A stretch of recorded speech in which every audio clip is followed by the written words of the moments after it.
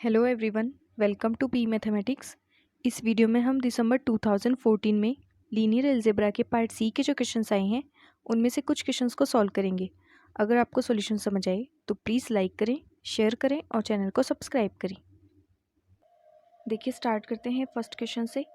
Late A B a real n cross n orthogonal matrix that is A transpose A equal to A transpose equal to I क्या है यहाँ पे? N cross N की identity matrix. Then which of the following statement are necessarily correct. बताना है इनमें से कौन कौन से ऑप्शन करेक्ट होंगे। फर्स्ट में दिया हुआ है inner product of A x A Y equal to inner product of x Y for every x Y belongs to R N. Second, all eigenvalues of A are either +1 or -1. Third, the rows of A form an orthonormal basis of Rn. And fourth में दिया हुआ है A is diagonalizable over R. तो देखिए इसका solution. हमारे पास यहाँ पे देखिए ए मैट्रिक्स कैसी दी हुई है? ऑर्थोगोनल मैट्रिक्स, जिसकी कंडीशन ये होती है A transpose A equal to identity and A transpose equal to identity. तो ऑप्शन फर्स्ट में इनर प्रोडक्ट के लिए पूछा गया है। Inner product of A x A y क्या inner product of x y के इक्वल आएगा? तो देखिए, inner product of A x A y, इसको हम ओपन करेंगे तो कैसे लिखेंगे? ए एक्स ट्रांसपोज इंटू में ए वाई। अब जब ए एक्स ट्रांसपोज इसे ओपन करेंगे तो कैसे लिखेंगे? X transpose A transpose. ठीक है, तो लिख दिया यहाँ पे x transpose A transpose and इसके मल्टीप्लाई में ए वाई।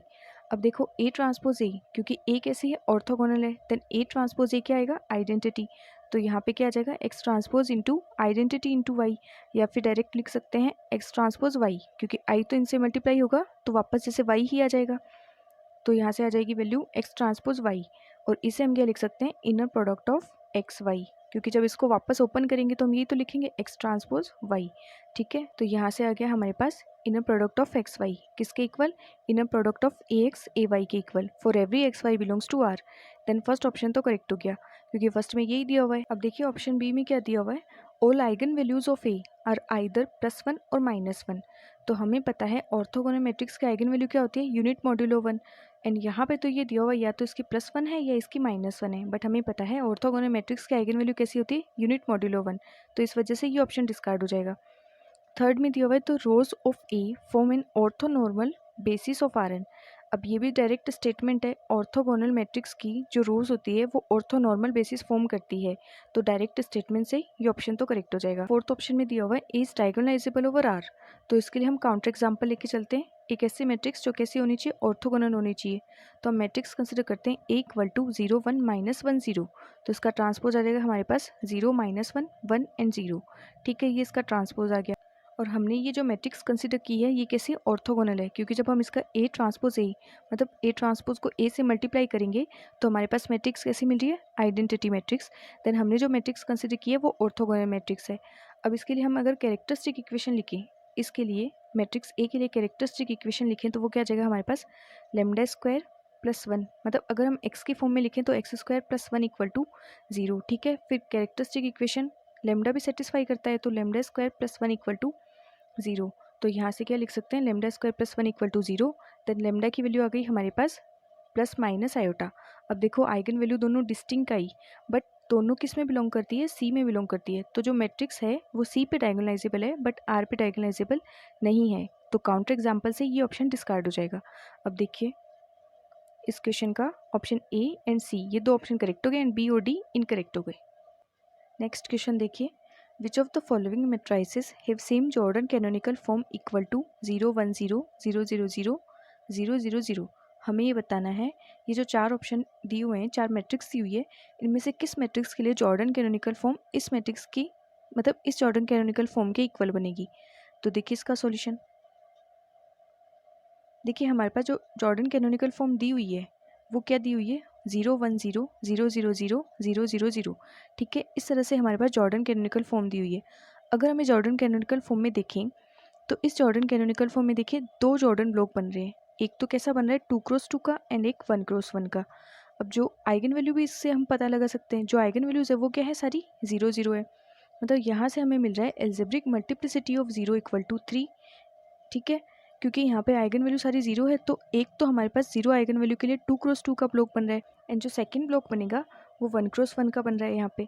तो इसका मतलब जो मिनिमल पॉलिनोमियल है वो क्या है? एक्स स्क्वायर है, क्योंकि अगर हम देखें मिनिमल पॉलिनोमियल की यहाँ पे पावर क्या है? 2 है एंड आइगन वैल्यू यहाँ से क्या होगी? 0 होगी। तो 0 आइगन वैल्यू के लिए टू ऑर्डर का ब्लॉक बनेगा, जिस मतलब जो हाईएस्ट ऑर्डर होगा आइगन वैल्यू 0 के लिए ब्लॉक का, वो क्या होगा, 2 होगा।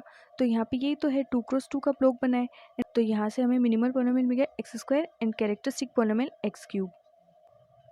अब अगर हम एल्जेब्रिक मल्टीप्लिसिटी देखें 0 के लिए, तो am क्या आ जाएगी 0 के लिए, 3 आ जाएगी, क्योंकि आइगन वैल्यू 0 कितने टाइम्स रिपीट हो रही है यहाँ पे, 3 टाइम्स रिपीट हो रही है। तो यहाँ पे हमें क्या मिल गया, am of 0 equal to 3, then gm of 0 जो जियोमेट्रिक मल्टीप्लिसिटी होगी वो क्या आ जाएगी, n minus ring of a minus lambda I. तो यहाँ से इस मैट्रिक्स में से माइनस करेंगे आइडेंटिटी मैट्रिक्स को, बट लेमडा तो हमारे पास 0 है, तो इस वजह से सिर्फ इसकी रैंक आएगी, क्योंकि rank of a minus lambda I, और लेमडा की वैल्यू 0 है तो ये वैल्यू 0 हो जाएगी। देन रैंक ऑफ a को सिर्फ हम माइनस करेंगे n में से, then gm of 0 equal to n minus rank of a, तो इसकी रैंक क्या है 1 है, तो n minus rank of a equal to 3 minus 1 equal to 2। तो am आ गई हमारे पास 3 एंड gm आ गई हमारे पास 2। अब हमें क्या करना है, ऑप्शंस में देखना है। देखिए हमें ये बताना है कि अब इन चारों में से कौन सी मैट्रिक्स के लिए रैंक 1 है, एल्जेब्रिक मल्टीप्लिसिटी 3 है एंड जियोमेट्रिक मल्टीप्लिसिटी 2 है। अगर ये तीनों कंडीशन जिस मैट्रिक्स के लिए सेटिस्फाई होती है तो वो ऑप्शन करेक्ट हो जाएगा, क्योंकि उसकी फिर जो जैसी फॉर्म बनेगी, जॉर्डन कैनोनिकल फॉर्म बनेगी, वो इस मैट्रिक्स के सिमिलर होगी। तो देखिए फर्स्ट में अगर हम देखें तो इसकी रैंक क्या है, 1 है, क्योंकि इसके पास में 1 नॉन जीरो रो है एंड इसकी आइगन वैल्यू सारी क्या है, 0 0। तो am ऑफ 0 भी हमें यहाँ से क्या मिल गया, 3 मिल गया, एंड gm ऑफ 0 क्या आ जाएगा, 3 minus rank of a equal to 2, 3 minus 1 equal to 2। तो इसके लिए तीनों कंडीशन सेटिस्फाई हो रही है, देन ये ऑप्शन करेक्ट हो गया। सिमिलरली अगर बी ऑप्शन को देखें तो यहाँ पे भी रैंक 1 है, क्योंकि ये दोनों रो कैसी है, सेम है।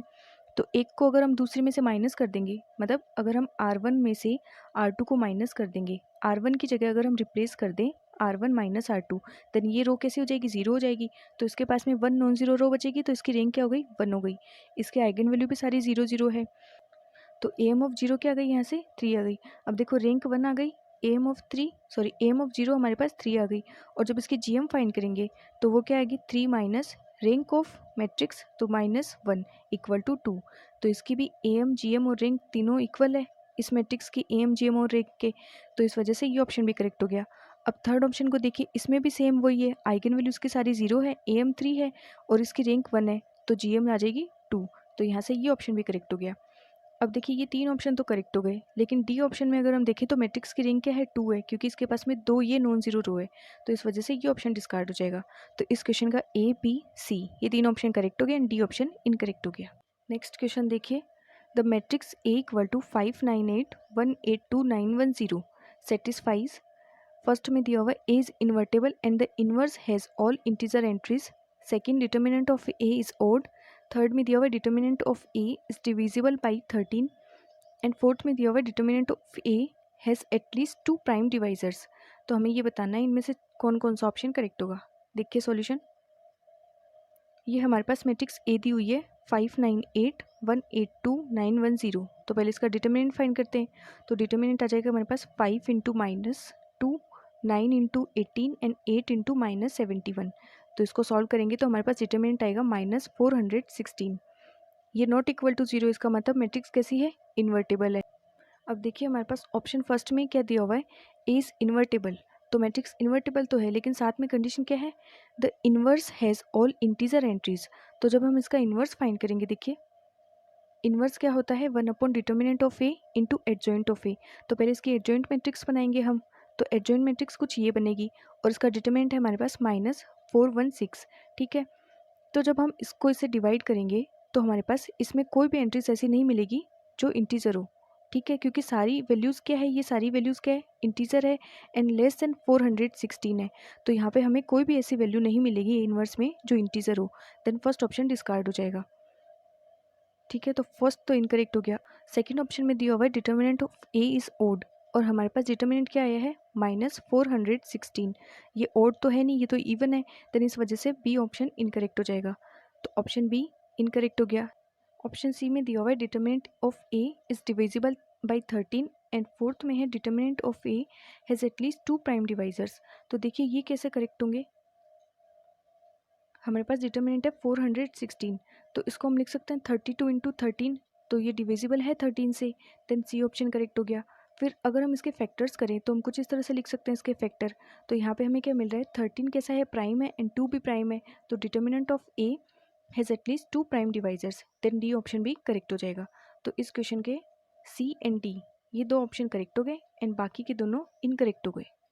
नेक्स्ट क्वेश्चन देखिए, which of the following are eigenvalues of the matrix. ये मैट्रिक्स दी हुई है और इन चारों ऑप्शन में से हमें ये बताना है इसकी आइगन वैल्यूज कौन कौन सी होगी। फर्स्ट में दिया हुआ +1, सेकेंड में -1, थर्ड में प्लस आयोटा एंड फोर्थ में है माइनस आयोटा। तो हमें बताना है इसकी आइगन वैल्यूज कौन कौन सी होगी।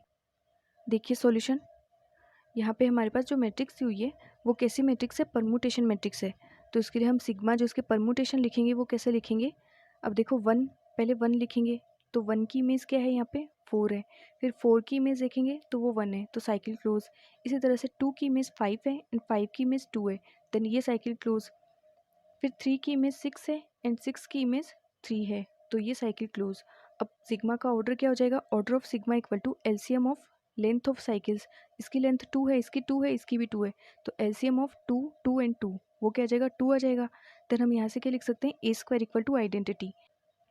एंड अगर A square equal to identity है तो हम लिख सकते हैं lambda square equal to 1, then lambda square -1 equal to 0। तो लेमडा की वैल्यू आ गई हमारे पास +-1।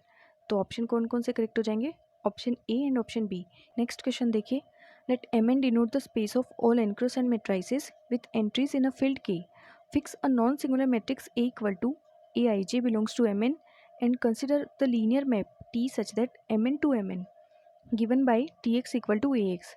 Then first option में trace of T equal to n into sum of A I where I equal to 1 to n, and B में है trace of T equal to sum of A I j where I equal to 1 to n and j equal to 1 to n.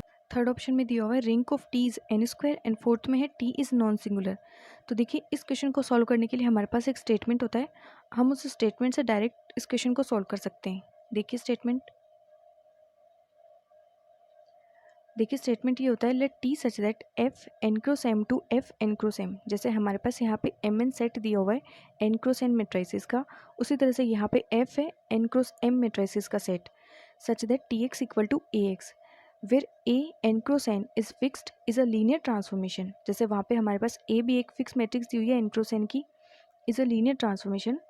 Then rank of t equal to m dot rank of a and nullity of t equal to m dot nullity of a and trace of t equal to m dot trace of a।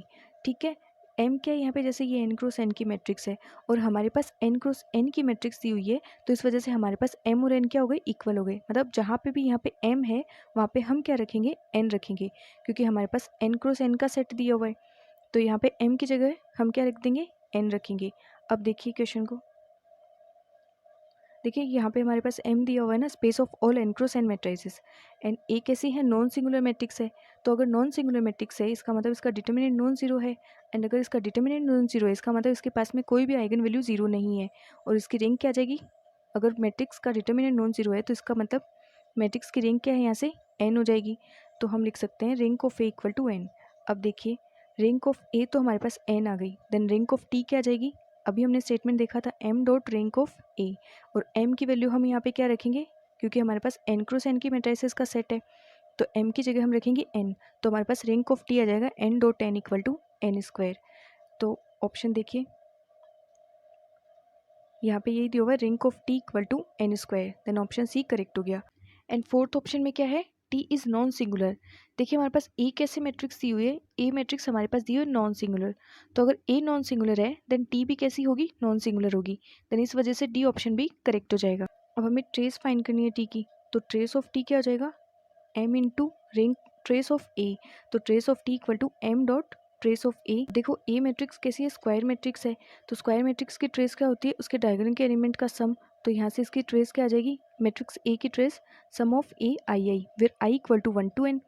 Then यहाँ पे ये value रख देंगे, m की तो हमें value n रखनी है, तो n dot sum of A I where I equal to 1 to n, तो t की ट्रेस ये आ जाएगी हमारे पास। अब ऑप्शन देखिए, देन फर्स्ट ऑप्शन करेक्ट हो गया एंड सेकंड ऑप्शन डिस्कार्ड हो गया, तो इस क्वेश्चन का option A, C and D ये तीनों ऑप्शन करेक्ट हो गए एंड B ऑप्शन इनकरेक्ट हो गया।